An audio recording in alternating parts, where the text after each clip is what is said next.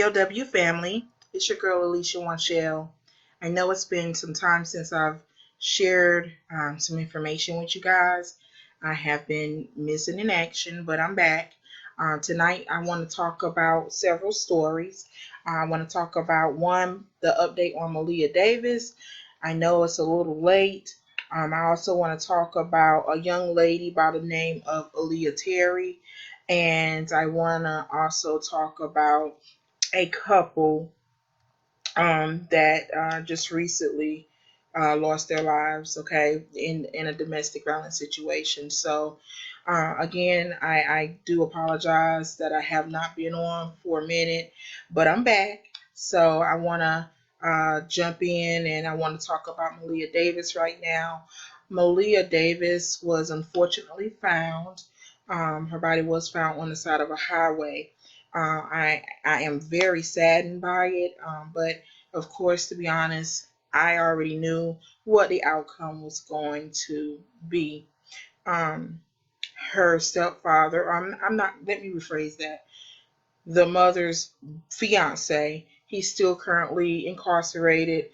He's only being charged with tampering with human remains. So, you know, that I'm not sure when that is going to update, being that they have found the body.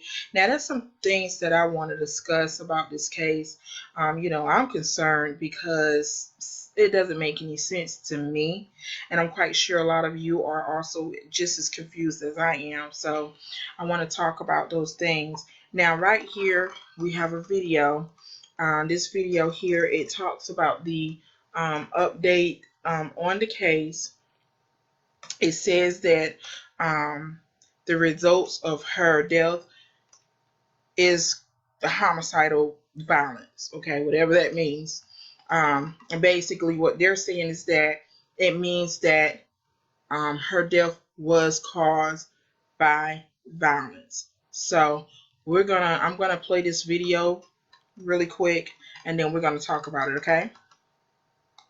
We have heard from so many of you on social media this afternoon asking that question, when can we expect charges? Why is this taking so long? Those in power say be patient. They are still fighting for justice in the case of Malea Davis. And just hours ago, as you mentioned, we told you that the medical examiner made that ruling determining the 4-year-old girl's death was a homicide. They say she died of homicidal violence. What's not complete yet is the ME's full report. How do they suspect she died? At whose hands? Those questions must be answered. So it may move slowly. The key thing is to get it right. And that's the main thing for me. I don't care how long it takes, as long as we get to the end and it's a just and final end. That it wasn't an accident. And that means that there was some violence involved that resulted in a homicide. And I want to get straight to this statement in Eyewitness News. The Harris County DA's office told us, quote, "Our investigation continues. All evidence will ultimately be presented to a grand jury to determine what charges are appropriate," end quote. As we've mentioned, the only person charged in connection to Malea Davis's death remains to be Darian Vince. He is still in the Harris County Jail, charged with tampering with a corpse on a $45,000 bond. Okay, guys.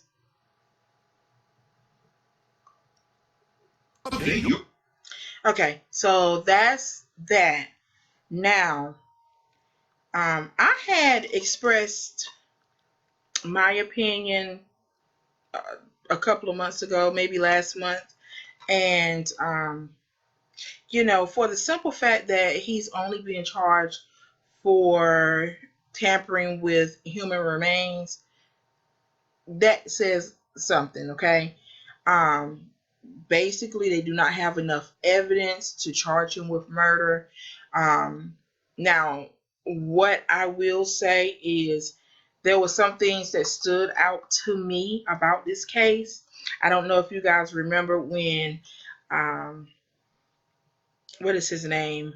The spokesperson, the ex guy, when he had an interview, and they were asking him questions, okay, And he had mentioned before anyone knew anything about Malea being dismembered, he he said that she had been dismembered. Now, this is before anybody knew anything about it. How he knew that, I do not know. He stated that there was like skin tissue under the pipes of the sink, and in the drains and so forth. So here's my concern. When they found her body, she was dismembered. Now, they're saying that she was dismembered by a lawnmower. I do not believe it. I do not believe it. Because for one, if her body was cut up by a lawnmower like they stated, how come no one noticed? They said that her body parts were spread all over. I do not believe that. For the simple fact that what is his name? Uh Goodness. Let me see here, guys. I have to find his name. Cornell. Okay, I'm sorry. His name is Cornell X. He had already mentioned that her body had been dismembered. So someone between Brittany and Darion had to tell him, and I want to say it had to be Brittany. She was the only one that had contact with him, if you know what I mean. So, and then all of a sudden, he stopped representing her. So that says a lot in itself. Now, something is not right about the story, in my opinion. Okay, something is not right about the story. I'm going to stick with what I believe. This is what I believe, and I'm going to stick with it. Brittany and Darion was fighting when she found out that he had been sending uh, nude pictures to a so-called man. We all know it was not a man now. We know it was a woman, but she did not know that at the time. She thought it was a man. Now, in all honesty, I would have felt insulted.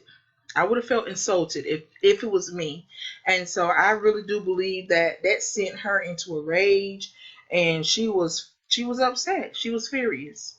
I really believe that she was furious. And with that being said, her and Darion began fighting.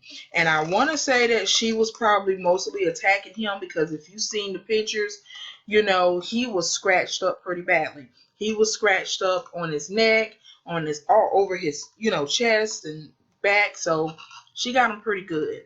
And I don't know if it was just from her nails. I don't know if she used a weapon or what happened. Okay.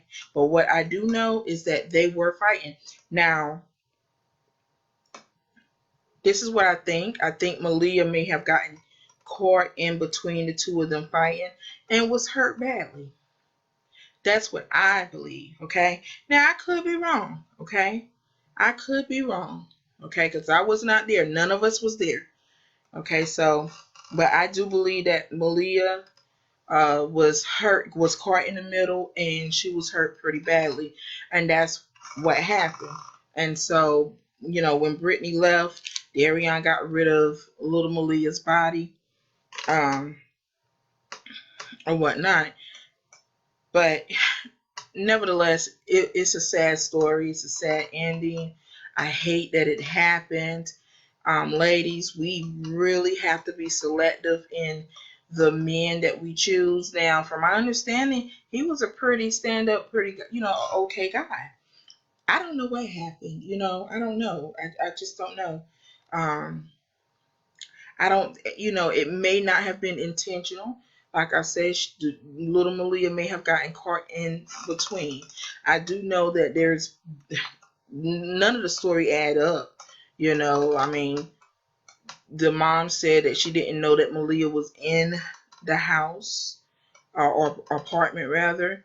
I mean, who wouldn't know that their child is there? I know my kids, they make noise, and the child will at least, call out to, the mother or something. It will be some type of indication that that child is in that home, especially at the age of 4 years old.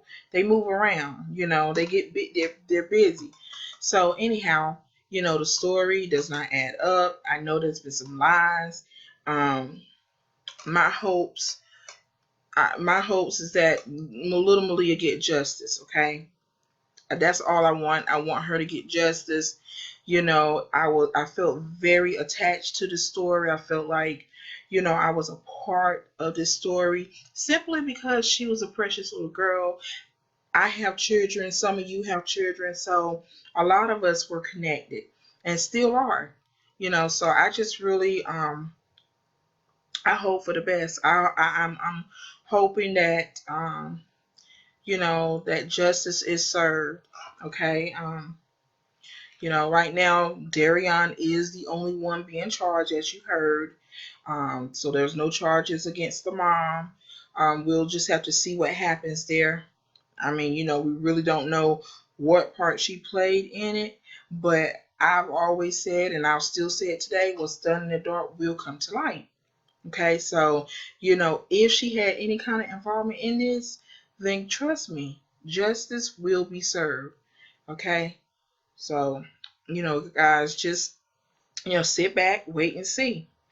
Okay, now, so he is currently still locked up. As you can see, here's his charges: tampering with evidence in human courts. Now, when they say tampering with evidence in human courts, all that tells me is that he just, moved the body or tampered with the body in evidence. So, guys, the truth shall be revealed. Trust and believe that. The truth shall be revealed. So just keep your ears and your eyes open. Uh, the next story that I want to talk about, it's a really sad story, guys. Her name is Alyiah Terry. She was murdered recently. She's a co-author of a book on domestic violence, and apparently, she was writing a book pertaining to her past experience with domestic violence in her prior relationship, and something went wrong. Something went wrong. She had left that relationship. She was involved with someone else, and they gotten into an argument. The police was called. She had advised the police that, she did not want to press charges. There had not been any crime committed. So the police did leave. The police was called back a second time, and by this time, she was already dead. Apparently, her live-in boyfriend had stabbed her to death. It's a really tragic ending, as she was a voice for women who had experienced domestic violence. And as you can see, she was a beautiful, beautiful young lady. She was a business owner. She owned a hair business. And I want to say she was doing some other things as well, guys. So please, if you will, go check out her Facebook page, and you can take a look at some of the things that she was doing. She has several Facebook pages, so but you should be able to find her under Alyiah Terry. Here's the story here. Let's see when this took place. Like I said, it just recently happened. It's so sad. Okay, so this was July 3rd. I want to say it happened on July 2nd, though. Um, so we're going to play this video real quick here. The boyfriend, it's horrible what took place. He had apparently claimed that um, the police had brutalized him, which wasn't true at all. He had posted up Facebook pictures.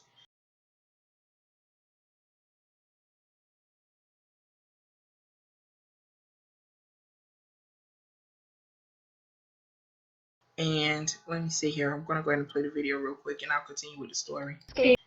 murdered by her boyfriend, was trying to help other women escape abuse. Talked about domestic violence. That's exactly what unfortunately led to her demise. Alyiah Terry was at her Northeast Charlotte home when police say that her boyfriend stabbed her to death. Detectives are still searching for him right now, and tonight, Channel 9 is learning more about the mother of two. Our Tina Terry learned that she helped her write a book and share her testimony about domestic violence. Yeah, Leah Terry had hoped that her story would encourage other women, but days before the book's pre-order, police say she was murdered here in her own home by her boyfriend. I was devastated. I was in my office at her and started bawling, crying. Nikita Davis talked to me via Zoom. She said she's still upset over the loss of her friend, Leah Terry. She was a beautiful person, inside and out. She kept a beautiful smile. But David says her friend had endured and overcome much heartache. She recently wrote her account about it in a book called The Queen Experience. David is the book's publisher and says Terry had hoped her story would inspire abused women. She talked about domestic violence, which is very ironic because that's exactly what unfortunately led to her demise. She spoke about how she was able to break free from a previous situation that her and her children were a part of. Monday, 3 days before the book's pre-order, police responded to Terry's house on Volcan Road for domestic disturbance. By the time they arrived, they say the man was gone. 4 hours later, they responded again and found Terry dead inside. Her boyfriend, 32-year-old Isaiah Henderson, was missing. Police are still searching for him tonight. I want women to walk away knowing that there is help. Davis wants Terry's two young kids to know their mom loved them, and she hopes Terry's story will help women in the same position. Do not have to live this horrible life where you're being used and abused by someone who's supposed to love you. Yeah, I just talked to Terry's mom here a few moments ago. She wants people to know her daughter graduated from South Carolina State, and she was a real go-getter. That book will be released for pre-order tomorrow on Amazon. I'm told a percentage of sales tomorrow will go to Terry's children. Back to you. Her legacy. Thank you, Tina. And Tina, I know you also talked with police at length today, so we're going to hear more from you tonight at 6 about that. We also want to share some more information right now because officers are begging people to stop trying to solve issues with violence. In just the first 6 months of the year, we've seen 57 lives taken too soon. That is more than double from the same time last year when we saw 26 people killed. We've also seen more robberies, more rapes, aggravated assaults, and arson.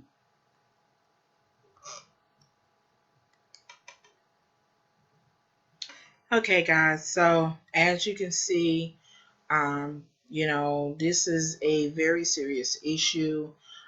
It's continuously happening. It's not getting any better. It's just not getting any better. Now, as far as I know, I'm not sure if they had any type of history of domestic violence. I do know, from my understanding, she did have domestic violence situation with her ex. Okay, so as far as with this current boyfriend, I'm not sure. Uh, but a lot of people, when I had shared the story, a lot of people. Well, I'm not gonna say a lot of people, but there were some people who wanted to know why would she write a book on domestic violence if she was still dealing with the situation. And what a lot of people don't understand is that when a person is in a domestic violence situation, it's not easy to get out of all the time. Yes, there is help, but this is coming from someone who knows. I know from experience that when you're in a domestic violence situation, you become dependent on that person in such a way that is unexplainable. Sometimes you might have low self-esteem. Sometimes, you might be in a situation of not having anywhere else to go. I mean, sometimes you might have family, but not want to be a burden to your family. There's been times where I've known people to be in a domestic violence situation, and the shelters were full. So I mean, it's a lot. And then too, with some shelters, not some, but all, with all shelters, they have their rules. And with the one, when a woman who's in a domestic violence situation, she weighs her options. Okay, now, um, it can be challenging. And that's what I will say. It could be challenging when you have to put yourself in a situation of uprooting yourself and starting your life all over. It's discouraging. It can be discouraging sometimes. Put it that way. Um, I have been uh, in a situation where I had to go to a women's shelter. Okay, and it wasn't easy. I had three small kids. One who was in California with my father. I sent her there because she was older. And so it was just me and my two younger kids. And I have to be honest, guys, it was not easy. It really wasn't. You have to, you have a curfew, so you have to be in a shelter at a certain time. I did have a job. The kids were in school, and I was also in school full time. And so, I had to travel by bus to get the kids to their school, and then I had to go to school, and then from there I had to go pick up the kids, and then I had to drop them off at the babysitter's house or wherever, and then I had to go to work. After work, I had to go back and pick up the kids. So I mean, it was a lot. And so, when a person think about the things that they have to go through versus their current situation, sometimes it seems easier to stay in that situation. No, it's not the smartest thing to do, but I'm just telling you how how a woman thinks, okay, when they're in a domestic violence situation, because you know it's not always bad in domestic violence situations. Sometimes, there are good times, and then you have your bad times. Yes, it is very dangerous. It's very dangerous. I made a choice to get out of my situation because I was tired. I was fed up. So, you know, um, I had to make a decision for my kids. I had to decide whether I wanted to stay in that situation and allow my kids to be subject to that type of behavior, or did I want to get myself out of that situation so that my kids can have a healthier life. So, at the end of the day, I decided that that was it. I was done, and I filed for divorce. He did promise that he would not give me he wouldn't, if he wouldn't give me a divorce. If he did, he wasn't going to help me with the kids. So that's when I decided I had to do what I had to do. I stayed in my apartment for that last month, and I went to a women's shelter. And again, it wasn't easy. Okay, guys. So when before you speak on someone else's decision, think about it, because I'm gonna tell you something. People can be so judgmental. People can be so judgmental, and so with that, I mean, it makes it hard for victims to reach out for help. Okay. Um, I've seen some mean people in this world, and it shouldn't be that way. People should not be that way. We're supposed to come together and love. We're supposed to come together and support each other. So we have to do better. We really have to do better.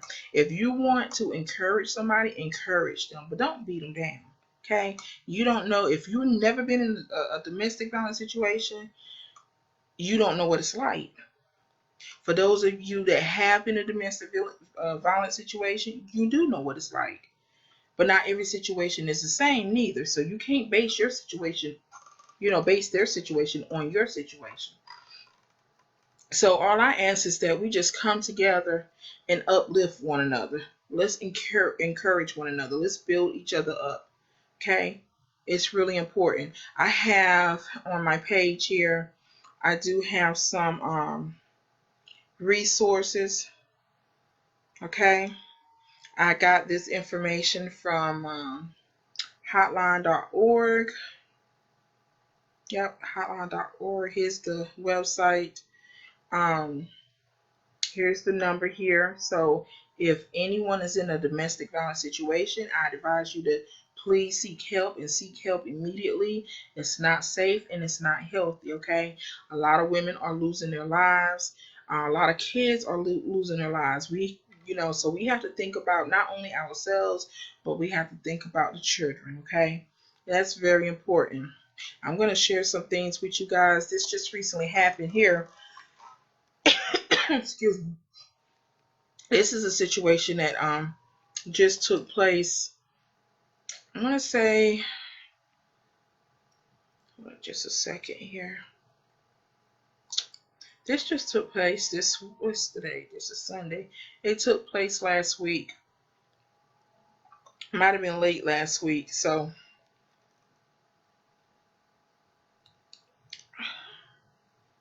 right, here we go. Give me a moment. I'm gonna share this information with you. It's a really tragic story. It's sad. It's really sad, guys. Okay, one moment here. Here we go. All right. Mississippi mother hired attorney. She revoked divorce agreement hours before husband shot and killed her. Not only did he kill her, but he killed himself. They had a 3-year-old son together. And get this, guys, he was actually running for, hold on just a second here. My screen is frozen. Here's the story.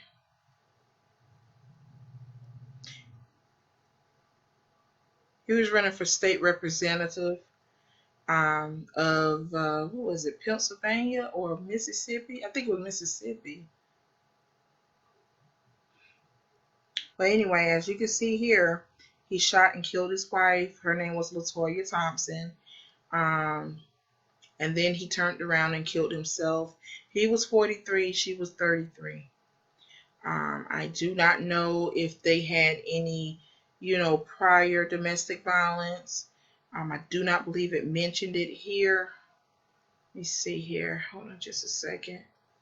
But what I do know is that whatever happened, it did end in her decision of getting a divorce. And apparently, there was some disagreements. Maybe he didn't want the divorce. I don't know. But she had made some altercations, I guess, to the divorce decree, and he killed her. He killed her, guys, and it's really sad.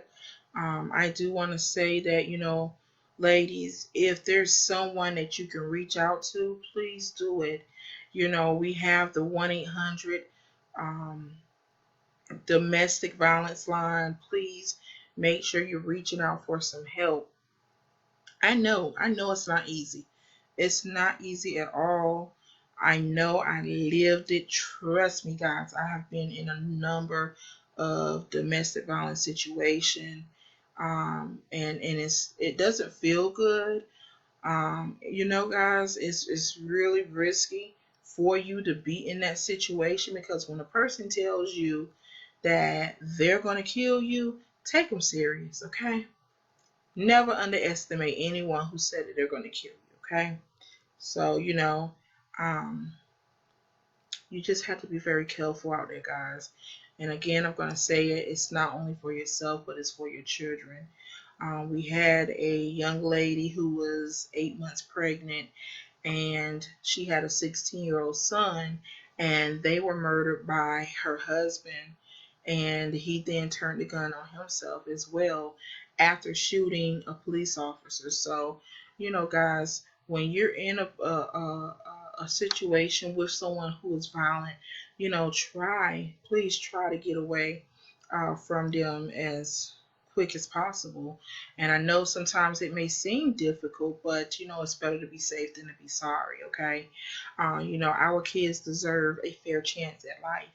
And when we stay in situations where um, where we know that that person is dangerous, then we're putting the child or children at risk.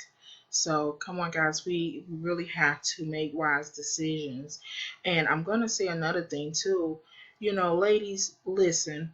When you've been through a lot, when you've been in domestic violence situations, please, after you get out of it, take some time to heal. That is so important. It's so important that you heal, because what I've noticed is that a lot of times when us women go through domestic violence situations, we tend to get involved in the same situations, and so we have to be very careful when we've been hurt and when we've been through a lot. We have to give our minds and our bodies time to rejuvenate. We have to heal. That's so important. We have to heal, because when you jump from one relationship to the next, guess what? You're not giving yourself time to make proper decisions. When you make a decision, when you're vulnerable, you end up making bad decisions. So it's so important that you take some time to heal first. That's the best time for you to spend time with yourself and with your kids and with God or whatever you believe in. um I am working on some things on my end. I really, really, really, really, really want to see a change. I really want to see a change, because right now we have generations and generations who's growing up, and one day they're gonna get into relationships. One day they're gonna get married. One day they're gonna have kids. So we really have to teach them um, and educate both our young girls and men about domestic violence. They need to know the importance of healthy relationships. So, guys, um, I want us to really come together as women, and let's make a change. Let's make a difference, okay? I want us to let our voices be heard. That's a part of V.O.W, Voices of Women. Okay, vow is a promise for change. Vow is a promise to change the things that need to be changed. Vow is a promise to stop domestic violence. Vow is to, live healthier lives. Vow is to, protect our children. So, guys, please make sure that you are getting connected. Please join my page, join Voices of Women. I have a group. This is my Facebook page. So please make sure you join V.O.W, Voices of Women 2019. And here is my group. Come join my group, please. I would love to have you join. Voices of Women, same name, Voices of Women, uh, 2019. So it's V.O.W. Okay, I'm gonna say it again. V.O.W, Voices of Women 2019. Guys, please make sure you get connected. I share a lot of different stories on my page, as well as encouragement for women, because we all need encouragement at the end of the day. We are some strong, people, and we go hard. We go hard, and so we need that support system, okay? Because you never know what the next person is going through. So someone can have a smile on their face, and yet be crying silently on the inside. Okay, so I want us to be again, uplifting. I want us to be encouraging, motivating, all of those things. It's really important, and it'll mean a lot to somebody. Now, I don't know what's wrong with my page. Okay, let's see, what's this. I think this is a video. Oh, it is. This is very sad though, guys. Yeah, so anyhow, he went to her job, and he shot and killed her. So I'm going to play this story really quick, if I can. I don't want this video to play at the same time, so let me see if I can kind of.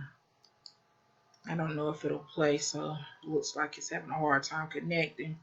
Okay, let's see. Here it goes, I think.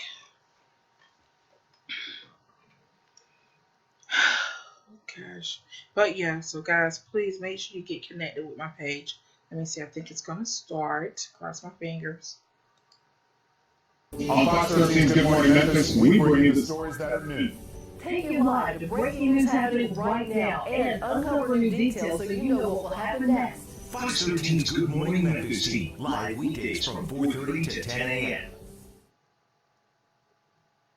Tonight, the brother of a woman shot by her husband at a medical clinic in North Mississippi yesterday is honoring his sister's life. Yesterday, Latoya Thompson was shot by her husband, Carl Robinson, at the Williams Medical Clinic, and that is in Poxcamp, Mississippi. Robinson turned the gun on himself shortly after that. Neither of them survived. Fox 13's Jackie Massey joins us live now. Jackie, you found out from a court record that they filed for divorce, and that was in April. That's right, and the records show that they both filed for a joint complaint for divorce on April 26th. And at the time, Robinson was the only one with an attorney. But that all changed yesterday. The wife filed for her own attorney and also revoked an agreement for the separation, child custody, and other matters. Now, her brother says right now the family is grieving and trying to remember her for her good spirit. I need the She was a singer. She was our little songbird. You know, since she was a kid, she was always singing something. Kevin Thompson wants to remember his sister for her spirit, her passion for singing in church. He says she loved her family, especially her 3-year-old son. Thompson's last memory with her is from Saturday when he traveled in town for their grandmother's funeral in Lamar, Mississippi. She was just real happy this weekend, and that's really what I take from all of this. 3 days later, on his way back home, he found out she was shot by her husband, Carl Robinson. Deputies say Robinson shot her at the Williams Medical Clinic where she worked. Then Robinson turned the gun on himself. Both of them didn't make it. I was mad, you know, what happened to my sister. I was sad at the fact that I lost my sister. Court records show the two filed a joint complaint for divorce on April 26th. The two were married since April of 2014. On Tuesday, she filed paperwork for her own attorney and revoked an agreement she signed about child custody, separation, and other details. Thompson says he knew her husband, but not the specifics about the relationship. I know that he had a temper like most of us did. I didn't know to the extent. Thompson says his focus now is being there for her 3-year-old son. He tells me he will include Robinson's family in the child's life. We want to work together to make sure that he has the best of both. Because it would be unfair for us to shield them and just hold on to them. He says moving forward, their family will rely on their faith to keep them strong. We have to forgive because it's bigger than our feelings now. You know, there's another life that's still here as representative of my sister.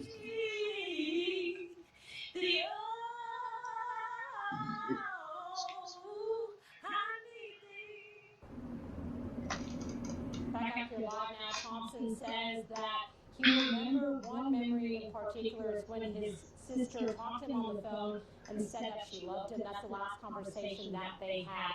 Now, funeral arrangements are pending at this time. Okay, guys, so there you have it. Beautiful young lady.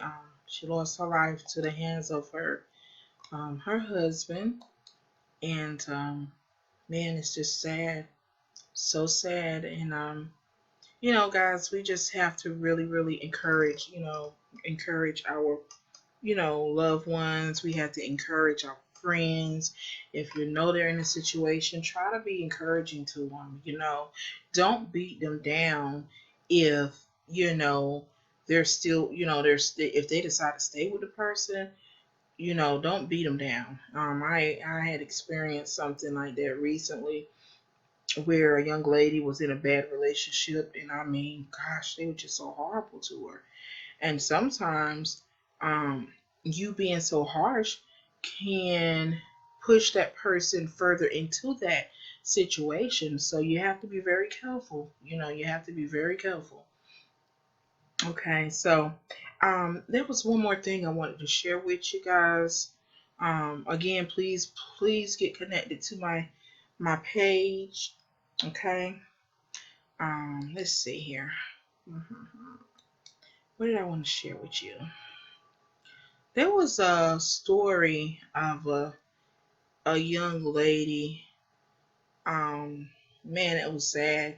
She had been missing, I want to say, for 2 years, and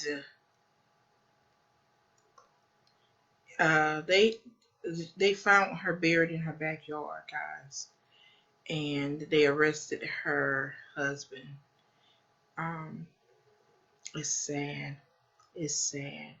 We have so many women losing their lives, and that's not a good thing. That's not a good thing. Okay, so let me see. I'm going to share the story with you in just a moment. Hold on just a second. I talk about child molestation too. I talk about different types of abuse, simply because I've experienced a lot of it. I've experienced physical abuse growing up as a child. I've experienced the child molestation. Um, I've experienced a lot. Um, so that's why I share a lot of these stories. This right here is a story, guys. If you will go and sign the petition, this is the web address right here. This is a father who is seeking justice for his son who was attacked and abused by the mother's boyfriend. I'm not sure if they was married or not. If they were, I'm not sure. But um, his name is Jack Duggar. Okay. His son is Joseph, and he's seeking a no bond petition. Okay. So, he's trying to have a petition signed to keep this man here. This is the man who attacked his son. Okay. Assault on child offense date was April 6th, so it wasn't too long ago. Um, let's see here. As you can see here, here's the injury right here. Um, it's really sad, guys. That our kids are being hurt, and killed. So, women, again, please be careful with who you let in your life. Okay, because I'm gonna tell you something. Nowadays, you have a lot of men who fake it until they make it. They fake it until they make it. Everything seems all good in the beginning, but then once you get deeper into that situation, things change. They change. Please pay attention to signs. There's always signs. If that person has a temper, then I would advise you to not continue that relationship, okay? Pay attention to how they react to things because that's really important. That's important to how they respond to frustrations and things like that. You do not want them to, you know, fly off the handle and hurt someone, possibly you. So make sure that you're paying attention to those things. Jealousy is a huge thing too. Um, if you're involved with someone and they're always accusing you of something, be very careful with that. Because if they're thinking that you're doing something that you're not, then they could hurt you. So jealousy is really serious. So make sure that you pay attention to that as well. Okay, so pretty much just make sure that you are choosing wisely. Again, if you've already been through domestic violence, I would suggest that you just take some time out and heal and spend some time with you and your kids, okay? This is serious, guys. This is really serious. So, but yeah, here's again. This is the person who violated his son. From my understanding, his son was raped, and it's just sad. It's sad. You ask yourself, how can someone do something like that? Well, it happens. It happens. Here's another story where um, a Florida dad, he raped his own son. His son was only 1 year old. I mean, come on. And then he posted a video on this thing called the Black Whale. Now, this is a second story that I've uh, heard regarding the black whale. So there is a thing called the black whale. So guys, please be careful. Please know what your kids are doing. Make sure they're not on the website chit chatting with some stranger, because there are psycho men out there looking for children to rape, to molest, to harm. Um, Hold on just a second, guys, and I'm gonna come back to this here because that's kind of crazy right there. But let me see. There was another story, and this is a story too, but there's another story where the guy apparently he was on the dark web as well. Here it is right here. Man plotted to rape child and kill wife over dark web. Okay, so basically what he was planning to do was hire someone to kill his wife, and he wanted to rape and kill a child. Let's see here. Let me pull this article up. And this was recent. Guys, I can't make this stuff up. This is stuff that's actually taking place. And this happened in Colorado. So it says here in Colorado, hold on just a second, guys. This is my sister. Hey. Hey, what's up? Nothing. Hold on, okay? Mm-hmm. All right. So basically, he had plotted to rape and kill a child. It says here a Colorado man is in custody, and Brevard County officials said one of their agents came in contact with him after he was seeking to rape and kill a child. You see that, guys? Do you see that? So you have to be very careful. So I mean, please pay attention, okay? I'm not going to hold you guys too long because I do have my sister on the phone. But yeah, guys, please make sure you get connected. Here's my YouTube channel. Well, you know what? Never mind. You have it. By the time if you're watching this video, you already have my YouTube channel. But make sure that you subscribe, and share with your family and friends, okay? Give me some thumbs up. Come on, guys. All right, this is something serious. This is something that we all need to talk about, okay? We have children, being hurt every day. We have women losing their lives every day. Okay, this is my YouTube channel right here. It's not a mistake. All right. So please get connected. I want to thank you guys for tuning in. I love you guys, and I'll see you next time. Goodbye.